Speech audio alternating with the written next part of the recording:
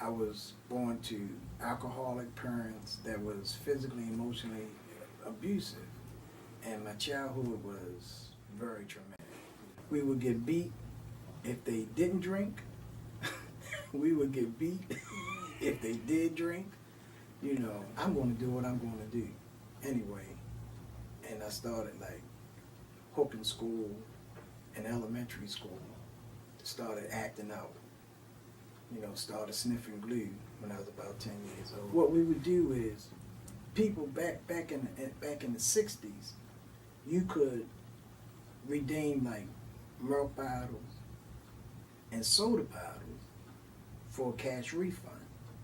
And we would go around the neighborhood and steal bottles off of people's porches and then take them to the store where they sold airplane model glue.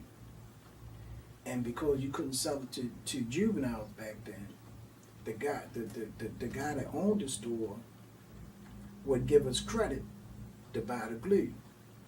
And if somebody was in the store and we wanted some glue, we would just go in there and, you know, speak to the person. And like if we want 2 tubes, we'll hold 2 fingers up. Want 1 tube, we'll hold 1 finger up.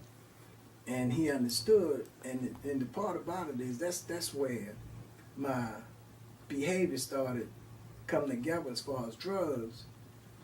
And we was like 10, 11 years old. I didn't have a lot of contact with my family because I used to stay in juvenile institutions. I started going in there when I was like, I think about 13 years old. And I continued going in and out. And I used to actually feel sorry for my sisters and brothers because they had to stay home, you know. And that was my out.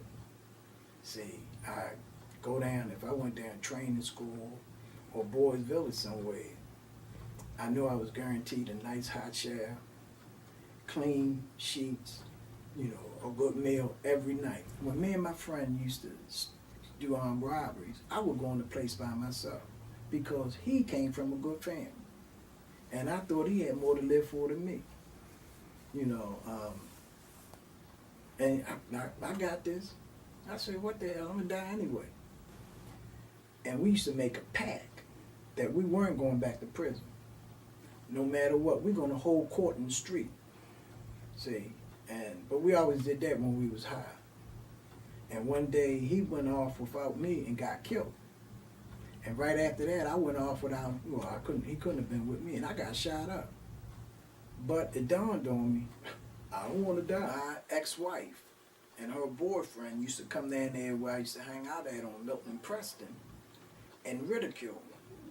Call me all kind of dopamine bums, and he would say, yeah, that's the person you wanted to be with. Look at him now. And I was standing there dirty and stinking. I'm a bum.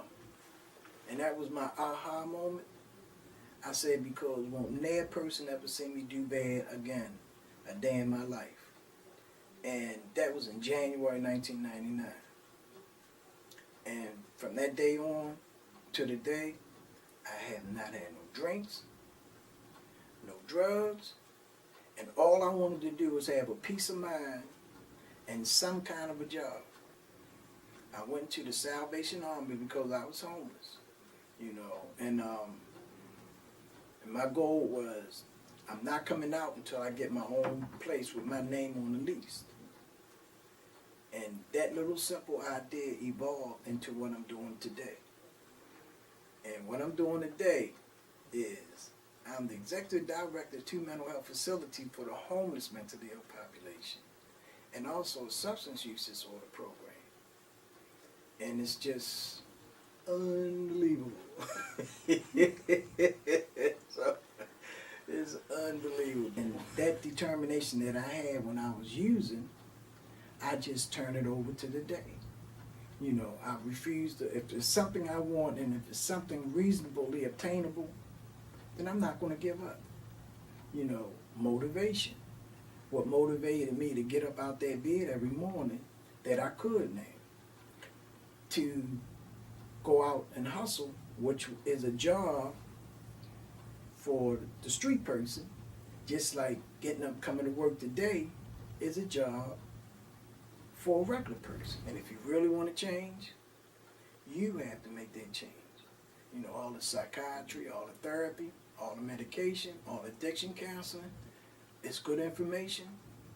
But if you don't have the desire, and nobody can create that desire in you but you. So once again, it's not the travel, it's the destination.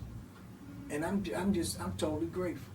You know, I'm grateful that I can share my experiences for those who think it's hopeless and helpless, and let them know it doesn't matter as much as what you've done. It's what you're doing that counts.